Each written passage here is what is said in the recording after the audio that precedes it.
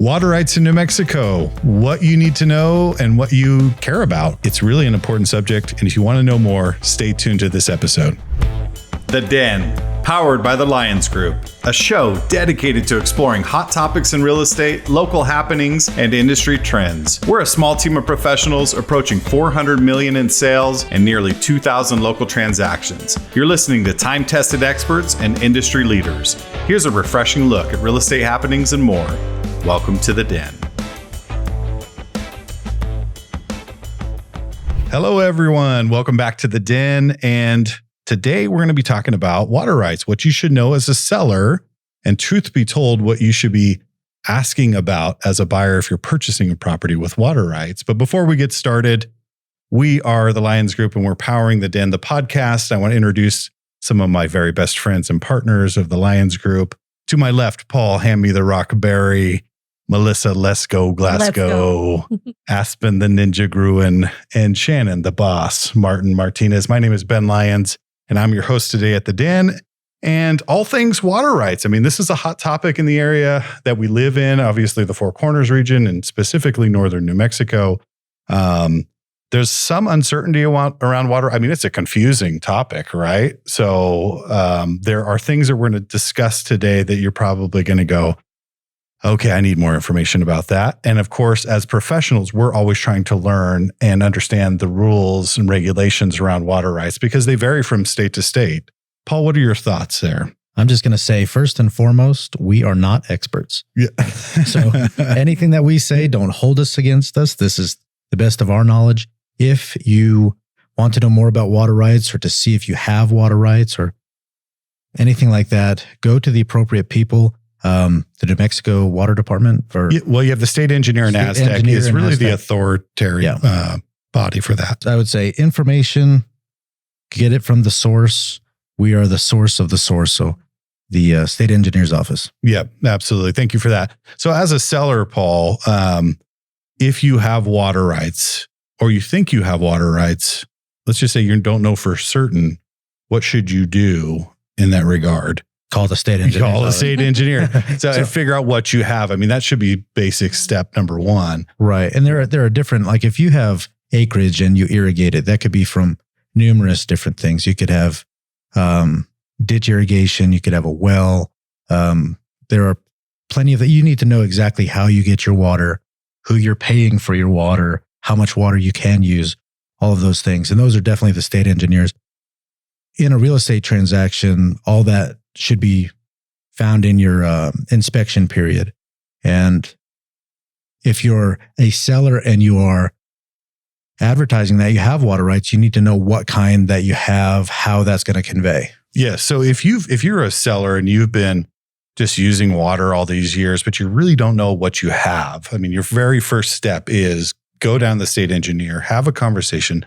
Understand you've been paying $150 a year for water rights, but you just don't know how many irrigated feet do you have? Are they opportunities to the property? Are they actually owned by the ditch? There's a lot of facets to that. So understand first and foremost what you have by the authority here locally, and then you can go from there. You can build value around that. Correct. So Melissa, what are your thoughts as a seller? What would you be? Well, I think just to kind of piggyback off of what Paul said about knowing exactly what you have, just because the equipment's there doesn't mean you have the rights. That you might have a family property and, well, grandpa always, irrigated everything. And then when he passed and then my dad did it and now it's my house. Well, do you really have the rights to that? Or are you using somebody else's water? Because at some point in time, the hammer might fall, right? Yeah. And say, no, this is not yours. So I would say it's just very important. If you're advertising that you have something, do your work too, because that could be something that will come back to bite you. If you are saying, yes, I have water rights and I'm going to list it for this price, buyer finds out there's no water rights, your value just went down. Yeah, tremendous. And in fact, you just touched on something that we experienced years ago. We have these forms that we use. They're called the disclosure forms. Well, we didn't have them in the early 2000s. They were created because of several incidences. One was mold. That's a whole nother topic. But specifically water rights. And the catalyst for that was there was a specific case here locally where a gentleman had been pumping water out of this ditch for 40 years. I mean, decades. And he represented to the buyer, hey, I've been paying, I've been not paying for it, but I've been pumping water out of this ditch. I have irrigation. And they advertised it as irrigation. Well, the buyer closed on the property under the guise that this property had irrigation. They started rebuilding that, a pump, and doing some things to it. And a neighbor came over and said, hey, you don't have irrigation. And he said, what do you mean? And so that created the new form. It always takes an instance like that where you go, oh my gosh, here we go. And really it's on the buyer also to verify those water rights. Aspen, what are your thoughts on that? Whenever it comes to water rights, I always think you need to do more research than you typically would.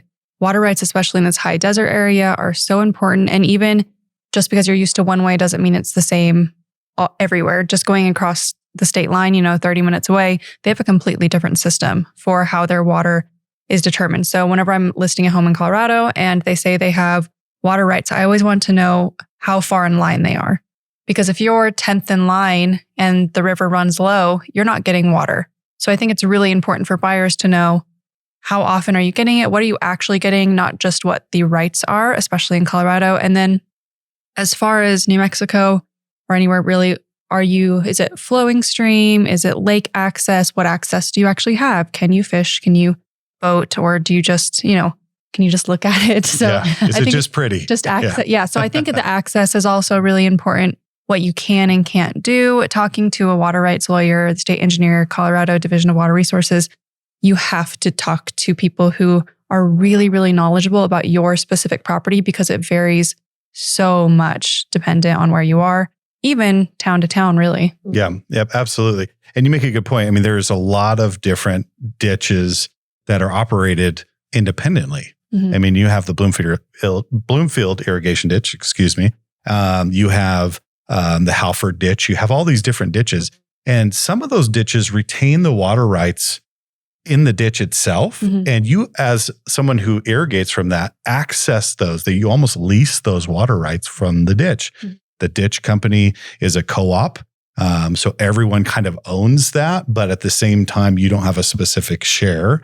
You can access that based on the size of your parcel. So there are different rules and regulations that govern those ditches. If they're deeded or if they're irrigation, if they're deeded, you need to make sure you transfer the ownership because you could retain those. So a seller could sell the property and not sell the water rights versus irrigation. It's going to stick with the property. So it's really important to know you can't just advertise, I don't think, water rights. You might have a right to water, but what does that actually mean? Sure. And you're absolutely right in the sense that water rights could be treated as a commodity, right? Mm-hmm. You could have excessive water rights that you're not using and actually, segregate some of those off and sell them. So from a buyer's standpoint, Shannon, what are your thoughts? What should they be thinking about if they're purchasing from a ditch? What would be the steps that you would take as a buyer? The first thing I would do is call the ditch company. I would call whoever provides that water, and I would find out, how many months out of the year you have access to the water. I would find out what it costs. I would find out what you needed to do to transfer it. I think it's important for people to know that the way that it's usually worded is what you own is not water. You own the beneficial use of the water. So that use can be taken away at any time. These companies could decide that there is, some farmland that's more beneficial to the community, and they need to divert some of that there, and they're going to take away from some because you're using it for your yard and you haven't had a yard in 4 years. Yeah. So I think sometimes people don't always keep up on that and understand that, if you're going to have those rights to the usage, you should use it. You should stay current on it. You should transfer it and make sure it's in your name. There's some things you need to do to make sure that you retain that. Yeah. And I think you make a good distinction. So if you're purchasing a property that's on a ditch, you should talk to the ditch writer themselves or the ditch company, right? Mm-hmm. And understand what their bylaws are. They have their rules and bylaws and how they operate. Because like you said, and what Aspen alluded to was if they run short on water, where's the priority, right? If you're watering your grass, that's probably lower on the priority than if you're watering livestock. Yeah. And so they have rules that would govern that versus what we were talking about. If you buy property with actual opportunity irrigation rights that could be treated as a commodity. So those are two separate things. You need to understand that. So not only talk to the ditch company, but also the state engineer, because the state engineer is the ultimate resource for the water rights. They have all the historic maps and they can go back quite a bit of time. What are your thoughts, Paul, on as a seller advertising like, hey, I've got 7 acres with irrigation, or I've got 7 acres of irrigation? What's the difference? Well, when I do listings with land and irrigation, I tried to tell them, give me all the information up front. Yeah. And then we advertise exactly what it is. Because if you just say water rights, just like Aspen said, there's so many different things it could be. And you don't want to get to closing or to when you get the title binder and find out you don't have rights to the water. This is leased water. So as a seller, know exactly what it is, have all the information up front. Don't make a buyer go and chase it down. If you're going to market your property, let's say you're going to market, right? And you have 7 acres and you have irrigation with that. Is it better to say, hey, I have 7 acres with irrigation, or I have 7 irrigated acres? And I think I see where you're going with that. Yeah. I think one of the problems is that you can have a 7 acre parcel that has 1 acre of irrigation. Right. And so if we use the terms loosely and we start saying things like, well, we have 7 irrigated acres with this home, that's probably not true. You Flooding probably your have, house. you probably have. You're not 7 watering under your house. Hopefully you're not anyways, totally. right? You probably have 7 acres and a house on it, and you might have 1 acre of irrigation with it. And that's an important distinction to make. Most people, an average person buying a house maybe doesn't know, maybe doesn't care, but it does matter when you realize you're talking about what you're actually purchasing and what you're going to own. Yeah. It could make a big difference. If you had 75 acres and 1 acre of irrigation with it, that might not be very beneficial. Yeah. But if you had, 1 acre with 2 irrigated acres, Yeah. that's it that you Sure. purchased. Yeah. That I'm just giving examples Sure. there. That's not really realistic. Well, you have more irrigation than what you is need. allowed for the land. Exactly, Yeah. I mean, exactly. You can't So- use that much irrigation. So it does matter when you're purchasing something to know that irrigation may not even be useful to you. Yeah. Mhm. Yeah. What about in town? Any, some people have irrigation in town, which Mhm. is shocking in Farmington. That's and because they've Bluefield. done the right thing. Yeah. They have kept their irrigation rights and they've made sure to transfer them properly and made sure to hold on Yeah. to them and made sure to use them over the years. That's why you find something right in the middle of town that has irrigation when nothing else around it does. Yeah. They've done the right thing. Yeah. And how important is that to value? Mhm. I mean, irrigation could really turn the knob on your value. Yes. And we'll talk about that at the end. That's the speed round coming up. Well, the difference between using city water to water your lawn or using the house as opposed to irrigation is a huge cost every year. Mhm. Yeah. Yeah. Well, what are your thoughts on those that have irrigation that they pump right out of a ditch versus going ahead and diverting that to a well where you pop a well in the ground, the water filtrates into that well and you pump out of the well? Any pros or cons to that? Yeah, there's definitely pros to it. I mean, you can filter it easier. You can hook it up to a sprinkler system a lot easier. You're not having to go out there and do the flood irrigation. So there's a lot of pros to wells. We all know well water here can be pretty heavy in minerals. So that's Yeah. pretty hard on, especially if you're using it inside of a house. It can be really hard on appliances and things like that. So there's definitely pros to actually putting in the work to get a well and divert it. Yeah, I would agree with you. I mean, I think, and I've experienced this with sellers before. I'm like, well, how's the irrigation work? And they're out there and they show, how, and they're like, once a year, twice a year, I've got to unclog the crawdads that get into them. I'm like, crawdads in your, what are you doing with crawdads in your sprinkler heads, right? Like, how do these things, and then of course you bring in the seeds that spread goat heads or whatever else that Yeah. you may not want in your grass or in your fields or whatever else. So I think if you can divert the water to a well, it's an advantageous move to make as a seller. I had an instance where there was a large tract of land. I want to say it was about 50 acres. And part of it was on the river and the other part ran along the ditch. Well, over the years, those owners had divided that land off, 10 acres here, 5 acres there. And so I'm dealing with a parcel that was over here near, or actually on the river, but had no physical access to the irrigation ditch itself. Mhm. So I made a call to the state engineer and said, hey, they have water rights, correct? Can you verify that? Yes, they have water rights. Well, can they get it out of the river? Can you just put a pump in the river? And the state engineer said, absolutely not. You cannot put a pump into the river. he said it's a full permitting process to come anywhere near that. In fact, if you own land and you're adjacent to the river and you want to build a pond, collect water and pump out of that, that's a whole permitted process. Now, back in the day, they used to do that. In fact, I was just speaking with the state engineer earlier, and he said the P is a dirty word. The pond is a dirty word. So if you try to do that, if you're an owner that's trying to do that, trust me, they have satellites. They look at things like that. And if it's an unpermitted pond, you do not want to go down that road, nor can you just throw a pump in the river. Hey, I own part of the river. I'm going to throw a pump in that and pump out my irrigation. That is not allowed anymore. Now, there are permits where people do pump out of the river. Don't make that mistake that doesn't happen. But it's a permitted deal. And they've gone back and they've tried to clean all of that up. So I asked him, I said, we're in a rock and a hard place here. They have river access they can't pump out of. They can't dig a pond and they can't access the irrigation ditch because it's too far away. What are our options? And he said exactly what you had said. It's a commodity. They could sell that irrigation, right? Someone could take that and use it. Or they could trade that irrigation right to that ditch in for a diversion point. And a diversion point can be, hey, I'm going to give you this right back, but I'm going to take a diversion point and drill a well on my property and use that. So that's very, very viable, and it's certainly flexible. And a lot of sellers should know that that's a possibility. But as always, verify, verify, verify. And we're still a little bit of Wild West here in northern New Mexico, southern Colorado. I asked the state engineer about metering irrigation. And have you all dealt with metering irrigation at all? So it's a concept that is very prevalent in some of these other states, but it's coming to New Mexico, and it should be something that is on our radar. But he's basically said, if you apply for a permit to drill a well and it's for domestic use, in other words, if you have an acre of land and you want to water your land, they will likely issue you a permit as long as you're not in an area that prohibits that. And then also if you have livestock, if you have domestic livestock. So you could have up to 2 wells on your property that you can pump out of. So a great amenity. If you don't have a well and you're kind of in an area that you could use it, the state engineer for less than $200 will issue you a permit if you meet their qualifications. So good for taxes as well. If you can get it zoned as agriculture, part of your property is ag. Yeah. Multiple benefits.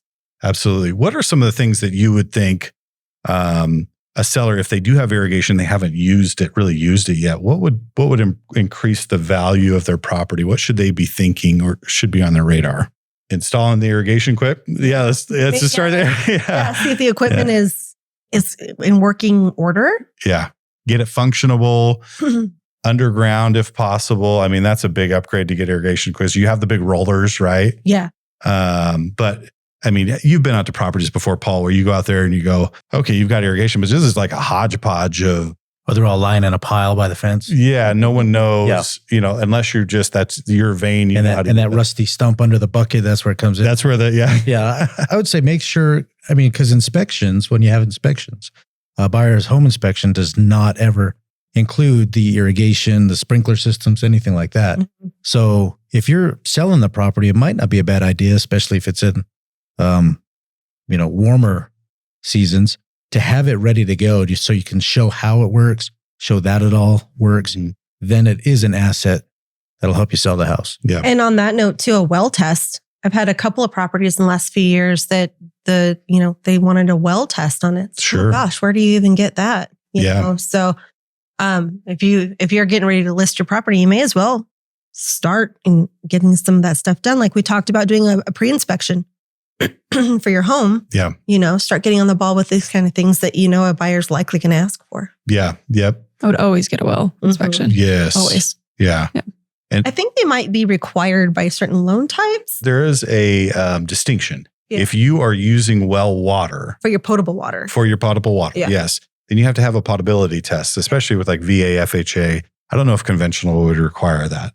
But you do have to have a potability test to make sure that the water is not contaminated, that what you're using for your drinking water and to use on your daily basis is water that is, works for the property. Now, if it's just a well for watering around the house, that is something that you don't necessarily have to, test the potability on. However, you do want to maybe test the flow. Yes, for sure. Yeah. So have you had some experience with that, Aspen? Yeah, we have a property with a well, and ton of houses in Colorado have wells. We always want to know how many gallons per minute it's pumping. It's just really important to know, especially if it's going to be running a house, especially if it's a large house. You want to know that you can take a shower and then fill up your pot of coffee, Yeah. Especially if you have like kids and they're taking long showers. It's really important to know what your flow is for water. And if there's any heavy minerals, if there's any filtration systems in there. I mean, all of this is going to add value to your property. So the more you know when it comes to your water, especially in this area, is better. And we all, I would say pretty much anywhere, we all know beachfront properties sell higher. We don't have to live near an ocean to know that. Sure. Water is an important commodity that we all want access to. Yeah. Yeah. And newsflash, wells dry up. They do. Right. So you absolutely, especially if you are dependent on that and not on a water users association, if you're out in the county or on city water, if you're dependent on that water, you definitely want to get a flow test to understand how deep the well is, and go from there. So. And also something to consider is usually most of these properties, if you're depending on a well for your drinking water, you're probably far enough out. You don't have, city utilities of any sort. And you're probably also on a septic system. Yeah. And that's always a big problem that we run into is people that in the past have put the septic system too close to the well and you're contaminating your drinking water. Yes. And that's a problem we've run into in the past. And, which are you going to move your well or are you going to move your septic? Septic. Yeah. Neither is going to be. Yeah. So, but you're going to have to do something about it. Yeah. Yeah. No, that's a great point. We have ran into that many times. Yeah, many times. Where the well is too close to the leach field of the septic and now you have contamination issues and these things aren't discovered because grandpa put this in back in the 70s and it's not something now we're bringing things up to code. And now whose responsibility is it to transfer the water at some point a transaction is consummated? The buyer. The buyer. I mean, the seller can walk away from their rights, but if the buyer never actually goes and claims those rights, the likely could be taken away. Yeah. So that's a key point. Responsibility. Never assume that those water rights have just actually been transferred over to you. You have to go down there and sign the proper documentation to do that. Anything else we should know about, like tap fees, anything like that may be surprising to people, or transfer fees? I think a lot of the ditch companies vary. So find out who your ditch company is and call them and ask them how much the fees are. Make sure there's no amounts in arrears that the new customer might have to be responsible for. So everybody is, ending their chapter and starting their chapter with clean slates.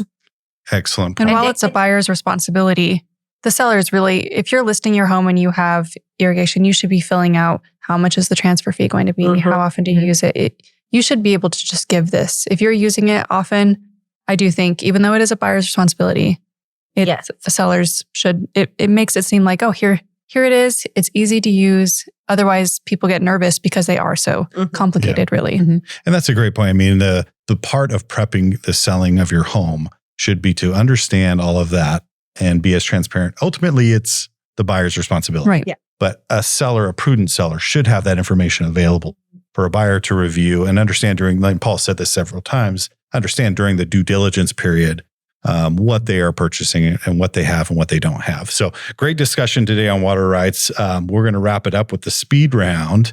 I love this part, but this one especially is a loaded question. And this is going to land all over the board and it's going to vary. But the speed round question today is, what is your best guess? All things considered equal, right? Let's just use a 2,000 square foot house on an acre. One has irrigation and one does not. Identical properties. What would be the increase or the potential increase in value? Where's the house? Oh, yeah. Well, Too many variables here. Yeah. Okay. So let's say this. It's on the corridor between Aztec to Durango, up to the state, anywhere up to the state line, not up on the Mesa or anything like that. Shannon, you want to go first? You want to know what the potential percent increase in value? Okay, do you actually have a number on this? And I'm guessing. No. When these out, I can't be wrong. Just remember, we are not experts. We are not experts at all. This is all hyperbole, right? I don't know. I maybe a 10% increase in value, maybe. Okay, so if you had a $300,000 home that with irrigation, you could say reasonably that it would sell for $330,000 versus a home without irrigation that would be 300,000. I think that's I think that's fair. yeah. Aspen, what are your thoughts? There's so many variables. Hey, this is it's like a loaded baked potato. Is it a pond? What's going on with the irrigation? Is it underground? Is it a well? Is it river access? Like, what are these? Yeah. Is there clutter in the house? Yeah. Just answer the question. I was going to say probably about 10%, but if it's a riverfront property, I mean, it could versus like one in, it could like double the cost. A riverfront property, yeah. Like it depends As what. opposed to Now, remember, all things in this situation, all things remain equal. So if it's a riverfront with one with irrigation, so just riverfront, without? Yeah. Yeah, I would say probably about 10%. I'd agree. Okay, Melissa, your thoughts? I was going to say the same thing, but also on the flip side, we have encountered some properties in San Juan County that have zero water.